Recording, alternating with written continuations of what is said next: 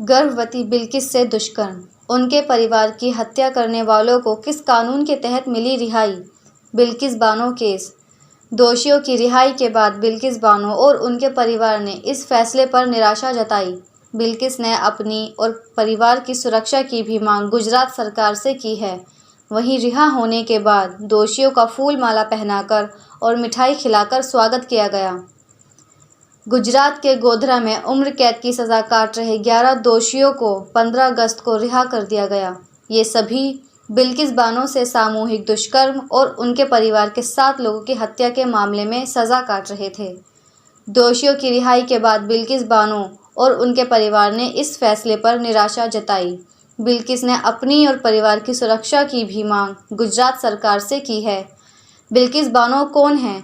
मामले में दोषियों को कितनी सज़ा मिली थी? रेप और हत्या के दोषियों को आखिर किस आधार पर छोड़ा गया है? बिल्किस के पास अब क्या विकल्प है? आइए जानते हैं। बिल्किस बानो कौन है? 2002 में उनके साथ क्या हुआ था? 27 फरवरी 2002 को साबरमती एक्सप्रेस में गोधरा स्टेशन के पास आग लगा दी गई। इस घटना में अयोध्या से लौट रहे 59 श्रद्धालुओं की मौत हो गई। घटना के चलते गुजरात में दंगे भड़क उठे। दंगों की आग 3 मार्च 2002 को बिल्किस के परिवार तक पहुंच गई। उस वक्त 21 साल की बिल्किस के परिवार में बिल्किस और उनके 3.5 साल की बेटी साथ 15 अन्य सदस्य भी थे। चार्जशीट के मुताबिक बिल्किस के परिवार पर हंसिया, तलवार और अन्य हथियारों से लैस 20-30 लोगों ने हमला बोल दिया था। इनमें दोषी करार दिए गए 11 लोग भी शामिल थे। दंगाइयों ने बिल्किस, उनकी मां और परिवार की 3 अन्य महिलाओं के साथ दुष्कर्म किया। उन सभी को बेरहमी से पीटा। हमले पर परिवार के 17 में से 7 सदस्यों की मौत हो गई। 6 लापता हो गए। केवल 3 लोगों की जान बच सकी। इनमें बिल्किस, उनके परिवार का एक पुरुष और एक 3 साल का बच्चा शामिल था। इस घटना के वक्त बिल्किस 5 महीने की गर्भवती थी। दंगाइयों की हैवानियत के बाद बिल्किस करीब 3 घंटे तक बेसुध रही। सीबीआई की जांच से सज़ा तक क्या क्या हुआ? सीबीआई ने मामले के नए सिरे से जांच शुरू की। जांच में सामने आया कि मारे गए लोगों का पोस्टमार्टम तक ठीक से नहीं किया गया था। सीबीआई जांचकर्ताओं ने हमले में मारे गए लोगों की शव निकाले और पाया कि शवों में से किसी में भी खोपड़ी तक नहीं थी। सीबीआई के मुताबिक पोस्टमार्टम के बाद लाशों के सिर काट दिए गए थे ताकि शवों की शिनाख्त न हो सके। मामले का ट्रायल शुरू हुआ तो बिल्किस बानो को जान से मारने की धमकी मिलने लगी। इसके बाद ट्रायल को गुजरात के बाहर महाराष्ट्र शिफ्ट कर दिया गया। मुंबई की कोर्ट में 6 पुलिस अधिकारियों और एक डॉक्टर समेत कुल 19 लोगों के खिलाफ आरोप दायर हुए। जनवरी 2008 में एक विशेष अदालत ने 11 आरोपियों को दुष्कर्म, हत्या, गैरकानूनी रूप से इकट्ठा होने समेत अन्य धाराओं में दोषी ठहराया गया। वहीं बिल्किस की रिपोर्ट लिखने वाले हेड कांस्टेबल को कोर्ट ने आरोपियों को बचाने के लिए गलत रिपोर्ट लिखने का दोषी पाया गया, जबकि 7 अन्य आरोपियों को सबूतों के अभाव में बरी कर दिया गया। वहीं एक आरोपी की ट्रायल के दौरान मौत हो गई। जिन 11 आरोपियों को दोषी ठहराया गया था उनमें जसवंत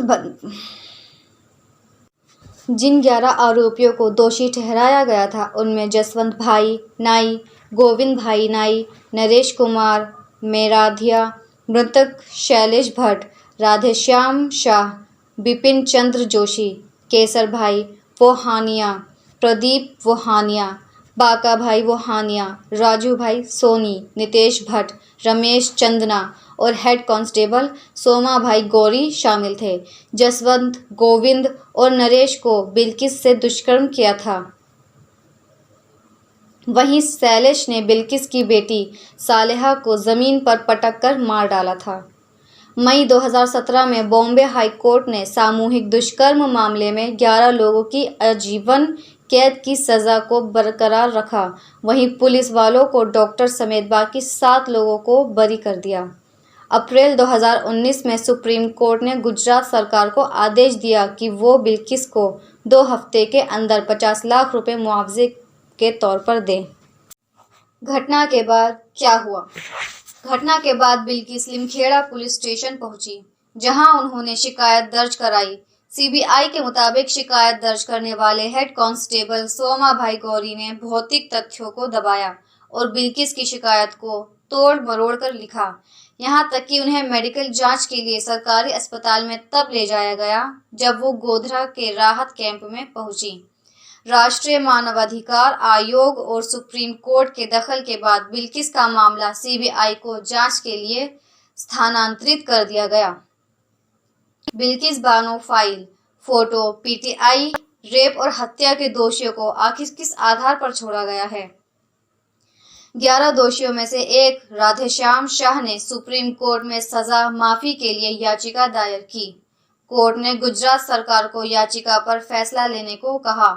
इसके बाद गुजरात सरकार ने एक कमेटी गठित की थी। इस कमेटी ने माफी की याचिका मंजूर कर ली। इसके बाद इन लोगों की रिहाई हुई। किस कानून के तहत हुई दोषियों को रिहाई? संविधान के अनुच्छेद 72 और 161 में से राष्ट्रपति और राज्यपाल के पास कोर्ट से सजा पाए दोषियों की सजा को कम करने, माफ करने और निलंबित करने की शक्ति है। कैदी राज्य का विषय होते हैं। इस वजह से राज्य सरकारों के पास भी दंड प्रक्रिया संहिता सीआरपीसी की धारा 432 के तहत सजा माफ करने का अधिकार है। हालांकि सीआरपीसी की धारा 433A में राज्य सरकार पर कुछ पाबंदियां भी लगाई गई हैं, जैसे फांसी या उम्र कैद की सजा पाए दोषी को तब तक जेल से रिहा नहीं किया जा सकता है जब तक उनके कम से कम 14 साल की कैद की सजा नहीं काट ली हो।